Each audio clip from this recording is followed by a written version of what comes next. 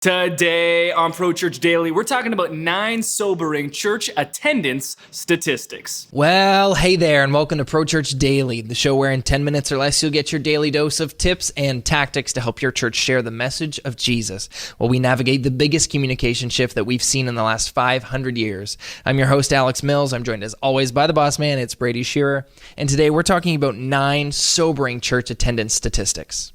Got a DM the other day from a member of Pro Church Nation, and they asked me, well, how big is a small church? Like, what's the size of a small church? Like, less than 2,000? I thought it was, I laughed and said, I think you meant to write 200. And He's like, nah. No, I've been at a church of like 11,000 since I was a kid, and then like I started serving at a church of like 6,000, and I think that, I served in church plants in Canada for like 4 straight years at like 2 different church plants. There's like 4 of you. It's like the pastor, his 2 kids, and you. And I think that we're all very like insular in our own spaces, and we tend to like, if we're in a church of one type, it's very likely we're going to then gravitate to similar types of churches. And so what I wanted to do with this episode of Pro Church Daily was walk through what I think are the 9 most indicative statistics that paint the picture of what church attendance is like in North America, mostly America, where we are right now. Yeah. And I think that they paint a pretty sobering picture. So let's dive right in. The first one, and this comes from probably the largest sample size that I could find, more than 200,000 Orthodox Christian churches included. Wow. That's evangelical, it's mainline, it's Catholic. And what it found was that in America, about 50 million people worship each week. And this is from 2005. Okay. And so if you're doing a sample size of 200,000 churches, it's pretty accepted that about 300,000 American churches exist, maybe 350. And so they did a sample size of like the 200,000, and then they used different models to then extrapolate to the full 350, 300,000. Okay. That's a lot of work. Yes. And so that's why this is from 2005. Right. We're probably due for another, but this was the most recent I could find with this like large of a sample size. Yeah. It found that about 50 million people worship each week in 2005 in America. That is only about 23 to 25% of Americans showing up to church at least 3 out of every 8 Sundays. Oh, so that's not even like half. Exactly. And what this showed was that church attendance is a lot lower than other places like Gallup have estimated to be around 40%. And this was a lot more like granular, and so I think it's more accurate. 23 to 20, so about a quarter of Americans showing up to church at least 3 out of every 8 Sundays, so not even quite every other week. So that's why we say, when we talk about how much time people are spending online, and let's say people 50 and over are spending over 4 hours a week on social, and we say they're spending at least 4 times as much time on social as they are in your church every week. That's assuming they're coming to your church every week, and it's a generous assumption. Yeah, and that's a very generous assumption based off these stats saying that this was only 23 to 25% of Americans show up to church at least 3 out of every 8 Sundays. That's not even 50%. Nationwide, about a quarter of Americans showing up to church about every other week. Wow. Just 8% of churchgoers attend a church of 1,000 or more. This is, I think, helpful because you look up to the big churches and you think, that's the norm. Yeah. Everyone wants to go to Elevation. Well, when we look at church attendance records, the way that people are voting with their time, only 8% of people that attend church go to churches of 1,000 or more. Wow. 46% of churchgoers, so very close to half, attend a church of 100 or fewer. Wow. And so don't get caught up thinking that large churches are the norm. They are the vast minority. Yeah. Not just when it comes to numbers. Obviously, they'd be the vast majority when it comes to, or the vast majority of overall numbers of churches. But when it comes to attendance, voting with your time, seems that people prefer smaller churches. Yeah.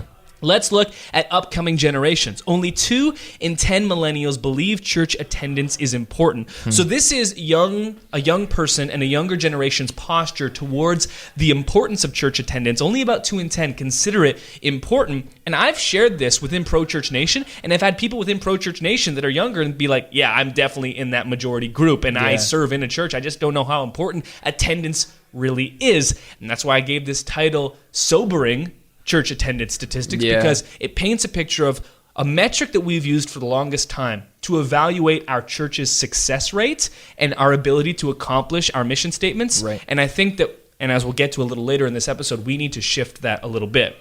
Let's keep it going. Another millennial statistic, 59% of millennials who grew up in the church have dropped out at some point. So that's 2 out of every 3 millennials that have grown up in the church have left. So it's not just millennials as a whole that view church attendance as unimportant, but even millennials that grew up in the church Two Right. out of three have left at some point. Wow.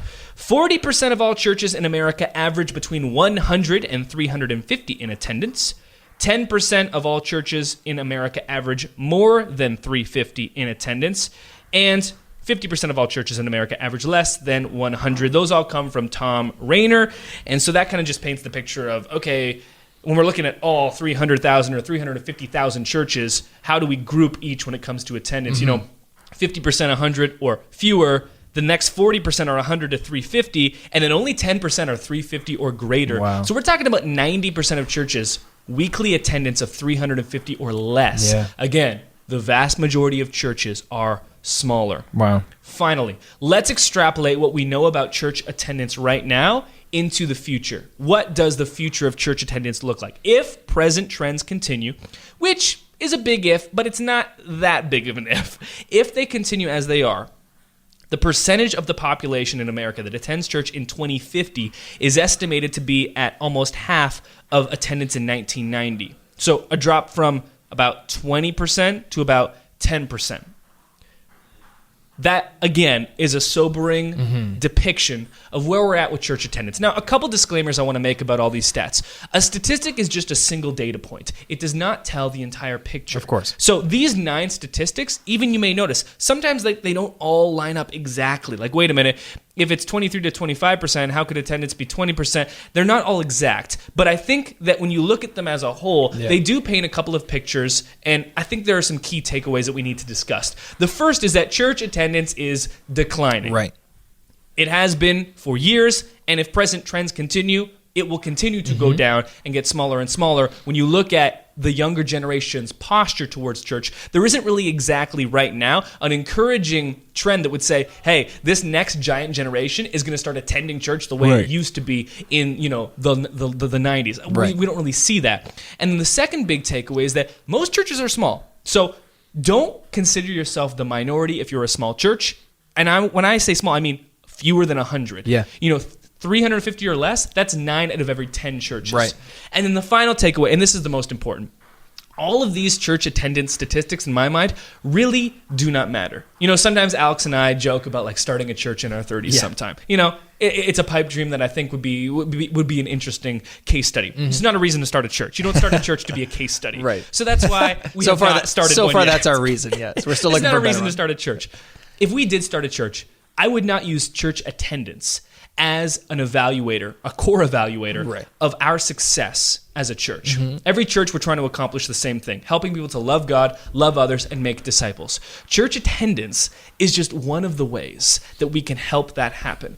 And if culture as a whole is shifting towards less attendance to live weekly events, that can be really discouraging if we're using church attendance as the be-all and end-all of what we do and evaluating if we're doing it well. I think that we need to stop using it as that core metric. It's just one metric. It is not the most important. No, and this is why we talk so much about this phrase, seize the 167. It's not a buzzword. It's not just a hashtag. It's what this is all about, because we talk about it. There's 168 hours in a week, and so we talk about seizing the 167 that are outside of that Sunday service, that 1 hour live event. And so when we're so laser focused and put all of our value on that 1 hour live event, all of our budget, all of our resources. Exactly. When attendance starts to drop, we evaluate that based off attendance and say, things aren't going well. We gotta our church isn't healthy, our church isn't growing, and then we start looking at mega churches and saying, well, we're a church of 100 and we're not a church of 1,000. But if you look at this data, it says that most churches aren't churches of 1,000, and so you can't look at that and use that as your measuring stick for success.